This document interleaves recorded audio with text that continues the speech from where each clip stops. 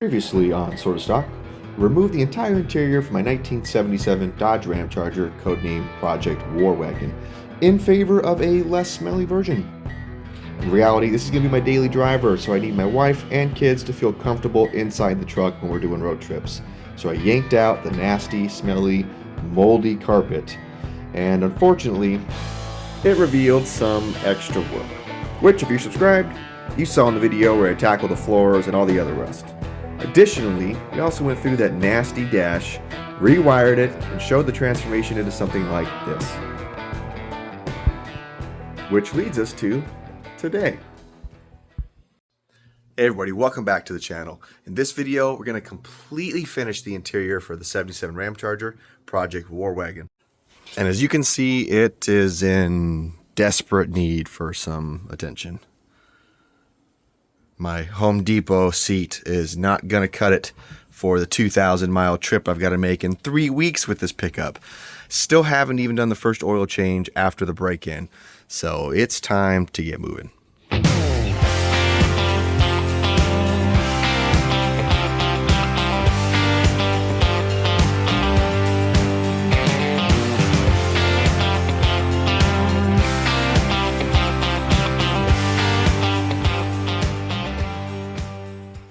Okay, so I pulled everything out, just vacuumed up all the dust and metal shavings. As you can see, it's got a lot of work.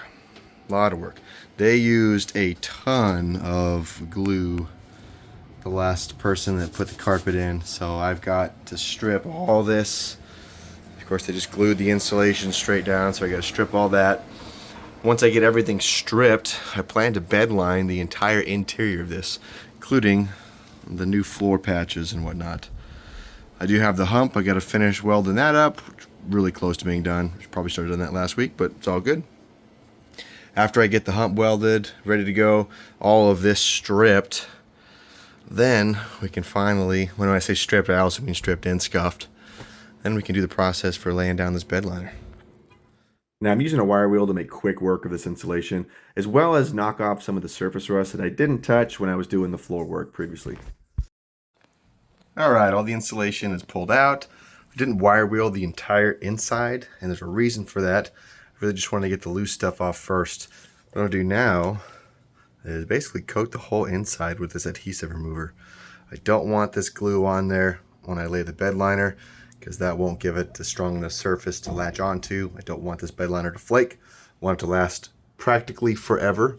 So I'm going to spray this, probably leave it for an hour, come back and see if I can't wipe this stuff away. And I'm happy to report that this stuff is fantastic at making the inside of the truck smell good, but it absolutely blows at removing anything. None of this came off. Follow the directions, try it again, let it sit. Nope, it sucks. So, since my wire wheel is actually gone now, still got to get another one, I'm going to hit it with some sanding. See if I can scuff it up enough to paint this.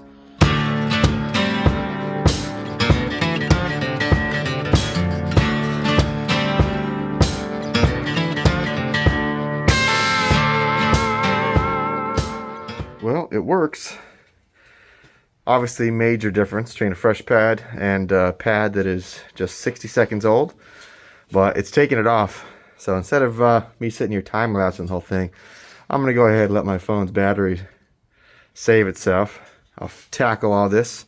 One of the things I wanted to talk to you about before I finish all this and show you the result is, you see this roll bar? It looks kind of cool, thicker than the stock one. I have no idea where this came from. This is not meant to go on this truck. And you could even see they had to flatten the corners, I'm sure, with a nice sledgehammer to get it to fit. Well, I don't want this. I'm going to disassemble it, pull it out so that I can really get into all those spaces. So the next time you see the interior, this is going to be gone. Alright, I've completely sanded the interior. I didn't get all of the adhesive off. I got as much as I felt like being able to do today. You can shoot this over that, but obviously you just have to prep the surface, scuff it up so it's got something to grab to. So you'll still see there's some glue on there, but most of it, especially all the high parts, those are knocked down. This roll bar is still in place, and that's because whoever put this in last time used carriage bolts that were not the right size. Naturally, they're all rusted together, so I've got to go get a new angle grinder tonight so that tomorrow I can zip these off, because I've got to cut every last bolt. Yay! Well, apart from that, there's still one more thing I want to do today before I'm able to shoot some primer over the bared metal. I'm just using a rattle can etching primer for the bared metal, and I want to get that shot today because tomorrow I want to roll this out. Prior to shooting any primer, or any paint for that matter, I'm going to clean it with a little bit of acetone.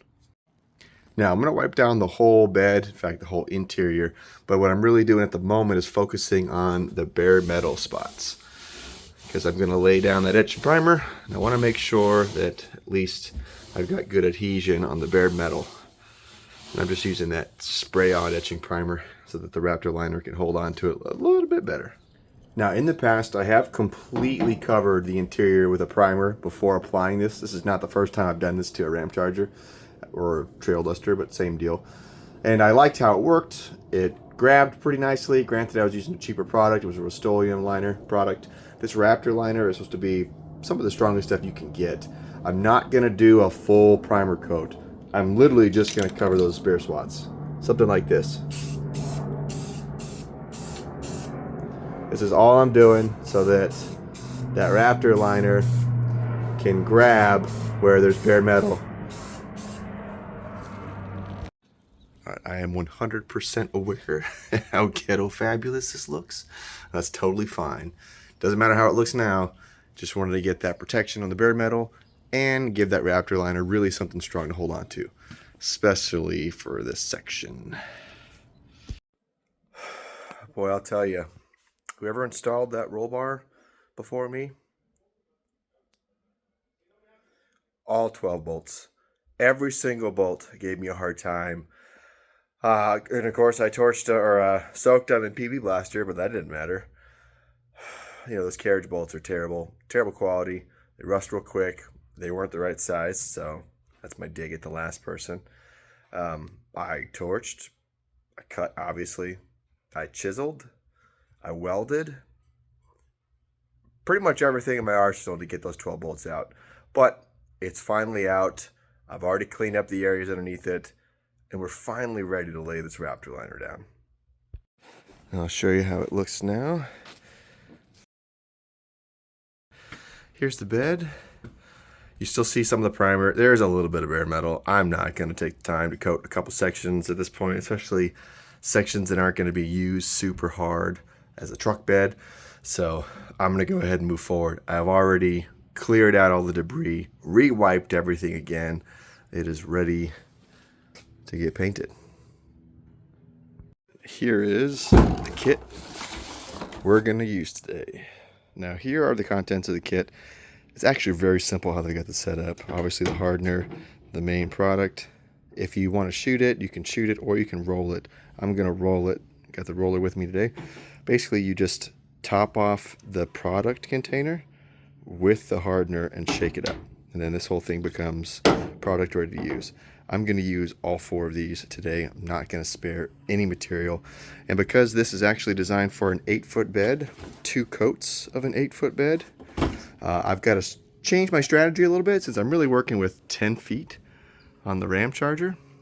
So what I'm going to do is I'm going to tackle the bed area first, give it that nice coat. That way it can start curing. After 60 seconds of the first coat, you can come back and do a second coat. So if I start here, I can work my way up. There, I've got the hump on place now. Use some seam sealer to cover the gaps and whatnot. It's not exactly perfect, but no problem. Tackle this first, hit that second, and then while that is drying, this should be ready for a second coat. And by that time, I should be out of product. So let's see what this looks like in a good old-fashioned time lapse.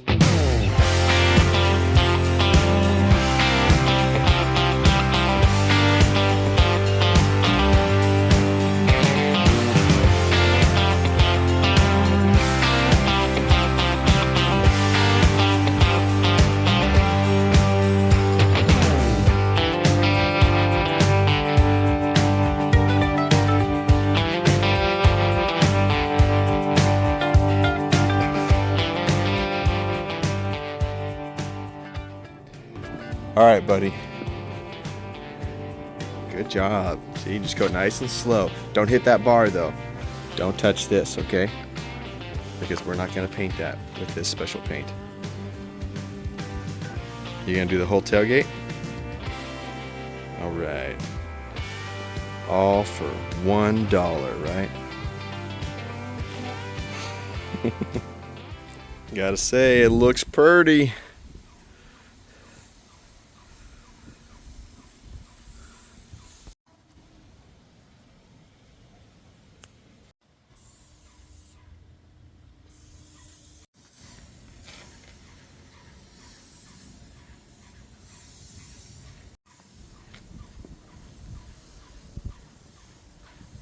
Now, I would have rather sprayed, to be honest, but living in HOA, rolling was the best option for the driveway, at least.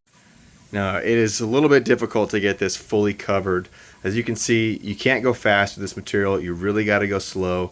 And I'm really hopeful, of course, that the material itself is way better than those rollers that are in the kit, because those rollers suck. But except for that, the rest of it seemed to go on pretty well. I like the texture. It is drying quick. Even though it's drying quick, this actually takes a long time to cure. We're talking days. I'm gonna wait 2 full days before I apply the sound deadening material up front and then continue on with the rest of the interior.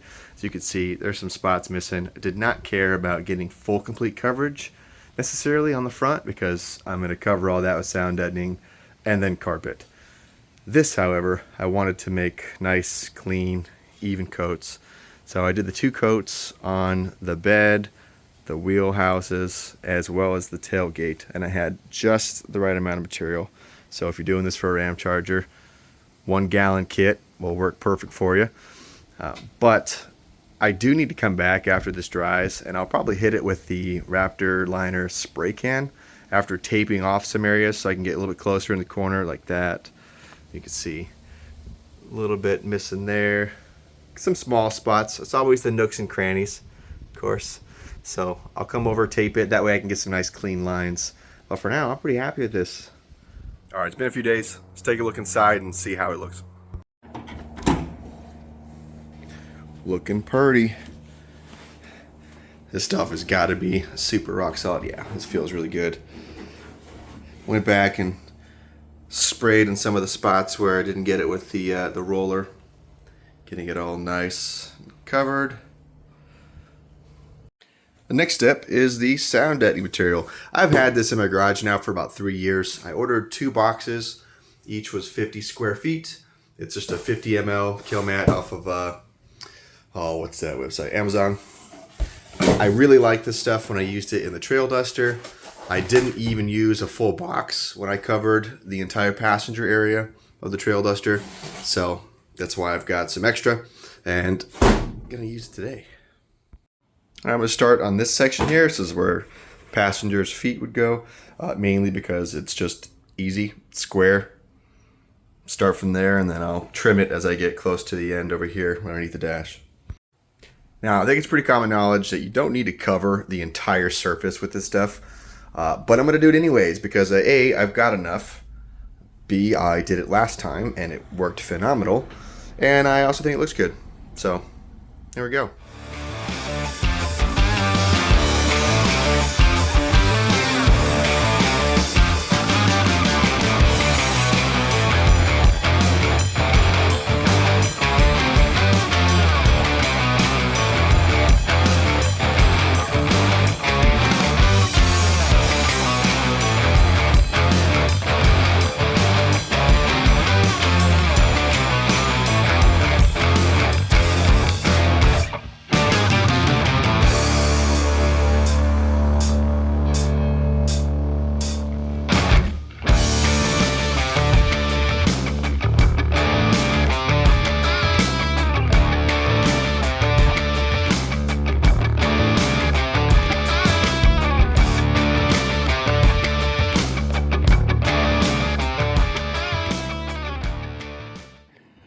Alright, so I've got it nice and finished. It's as good as I really need it to be. Covered pretty much all the spaces. I did wrap the center hump separately, that way I can pull it off whenever I want. Don't have to worry about cutting all this stuff. this is going to help a lot. If you've never worked with this kind of stuff, it's essentially just aluminum foil over like a tarish substance. In fact, I can show you, this is what it looks like, if I could focus. Super sticky, stretchy. Yeah, so does a great job for sound deadening. Of course, because it's aluminum foil, every time you get a split after using your roller, it's super sharp. Nice little paper cut on my finger. Got some blood all over that side, so I had to wipe it up. So be mindful if you're using this stuff, but it worked really well for my 78 Trail Duster. Bet you it's going to work well for this 77. Time for carpet. Alright. Now, Ramchargers obviously can be completely carpeted. You know, talking back area, everything. I'm gonna have to cut this guy. Oh yeah, the sticks. I'm gonna figure this out real quick. Okay, here is the carpet sitting in place. Now, I got some confessions to make. Definitely did not measure as many times as needed to, and I had an oopsie cut. But that's okay. It's actually in the same location as where I'm gonna cut for the trans tunnel anyways, because this is removable. I want to keep it removable. For now, I've just kind of got it glued on the backside and patched until I get this thing shaped, and then I'll go and cut. But I also made a mistake. Cut out my hole. Now, I cut it out with the stick centered in that hole. Obviously, when I get out in position, that's not how it rolls. It's actually over to the left, which means this is probably going to be exposed. Now, I have not set this down across yet. Here's my plate. So we're gonna see this together, just how bad it is.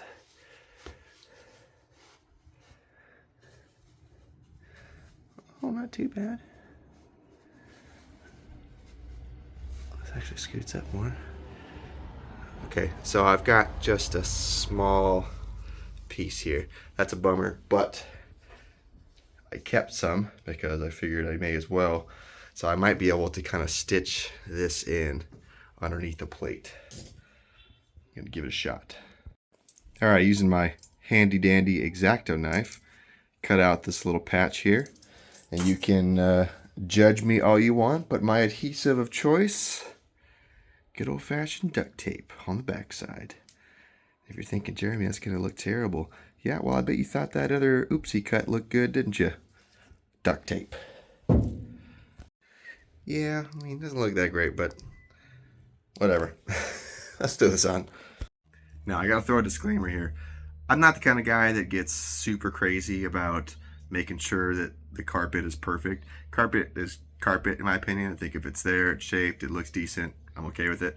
We got floor mats and all kinds of other stuff I'm gonna throw over this, including the seats. So I don't need it to be super tight and snug. Otherwise, I'd throw adhesive all over.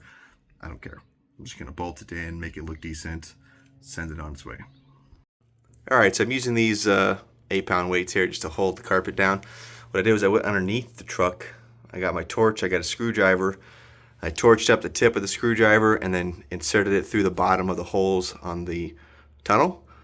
That way, it'll be a lot easier to locate, and I don't ruin my carpet in more than one spot. If I got the outer 4, then the 2 in the center should already be lined up when I get these bolted down. So this is what it looks like installed. All right, and that actual oopsie daisy over there doesn't even seam. So looking good. And now the boots. This looks absolutely fantastic. I love this. The triple stick setup, super sweet. Now time for all the little things. High beam switch, gas pedal. Let's do it. All right, I got the new pedals in. That is the original one from the 77 Power Wagon I parted out 2 years ago. Just cleaned it up, threw some back to black on it. Looks better than the brand new brake pad, actually. Might take some back to black there, just or back to black as well, just to match it. Got this guy melted through. It's obviously not super tight yet, but still looks pretty decent. I don't have the trim piece that'll cover that lip, but that won't be seen. And if I do have a small sliver, kind of like you see here, we can see a little bit of that backing, I might just peel that up, kind of paint it black with some rattle can just to hide it a little bit, Same thing with the Kilmat back there. And you won't even notice. All right, let's go check on the seats. All right, now I'm working on the seat brackets. You know, they've got some corrosion on the inside, some surface rust, nothing I can't knock off with a wire brush or wire wheel.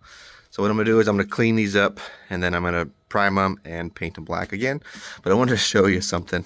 So the last owner was using some like gate hitches for the tilt function on the passenger seat. This guy right here. I do not have the bar that mounts to the ground or the floor of the truck that this mechanism actually attaches to. And I'm not going to run a center console either, so I'm just going to bolt this to the floor. You can see even they got tired of it and just threw a bunch of sheet metal screws in there to secure it. Definitely not going to use sheet metal screws. I'm going to get some nice thick bolts, similar to the driver's side, and get it installed. Something super satisfying about cleaning off rust. All right, here are the buckets for the seats. Decided to not do this one so that I could show you a good before and after. Of course, I just took off the rust, primed it, painted it, all on the same day just to get it done and let that cure in the sun. And while that is curing in the sun, I'm going to go ahead and take care of this one. While those were baking in the sun, I moved on to the rear seat next. Now, these were reupholstered sometime in the not so distant past, so they still look decent. The material's still in good shape, but they're just pretty dirty. So what I'm doing is I'm doing a general wipe down clean with like your traditional all-purpose cleaner, and then I'm using a magic eraser. Small, like not too much pressure, just decent strokes across the vinyl, and it's picking up all the dirt. It's making it look like it's a brand new seat.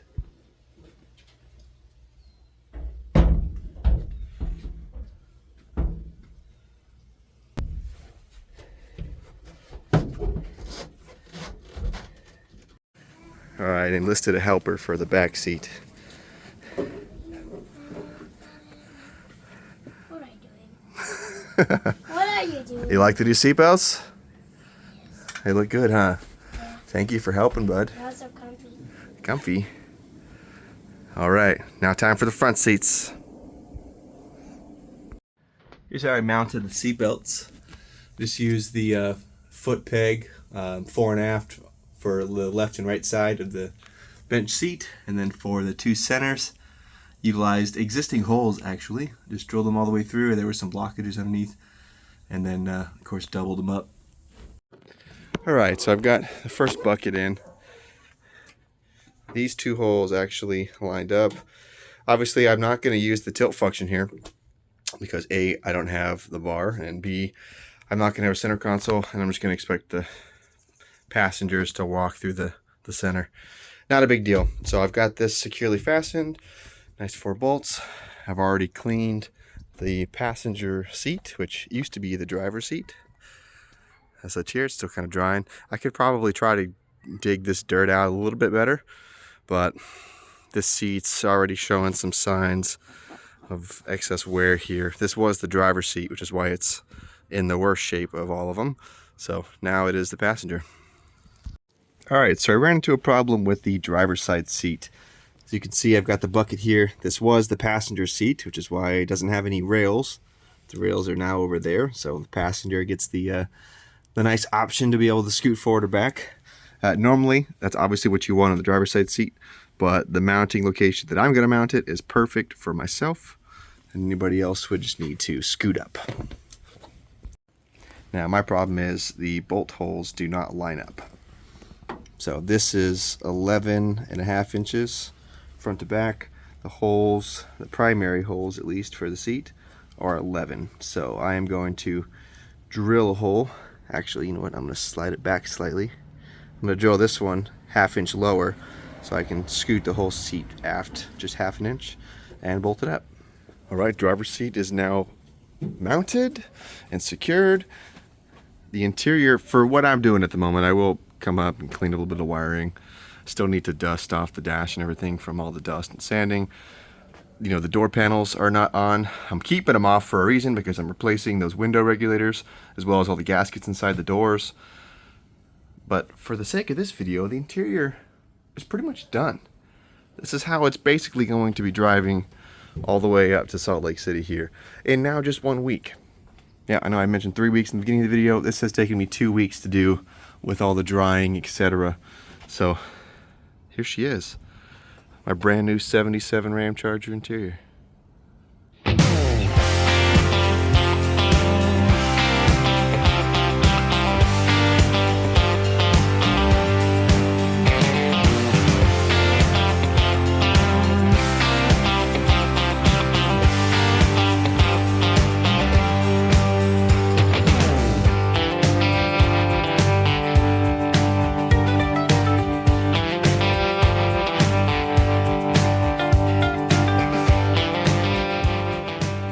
I've got a couple leaks to fix in the engine, basically the valve covers. I'm going to put a new tow hitch on because the old one actually fell apart as I was taking it out.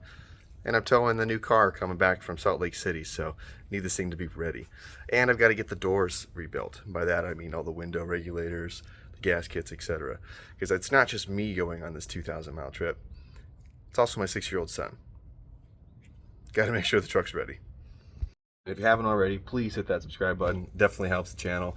The next video will be the road trip where I'm taking my son over 2,000 miles to go pick up the newest project for the channel. And hopefully we make it event free.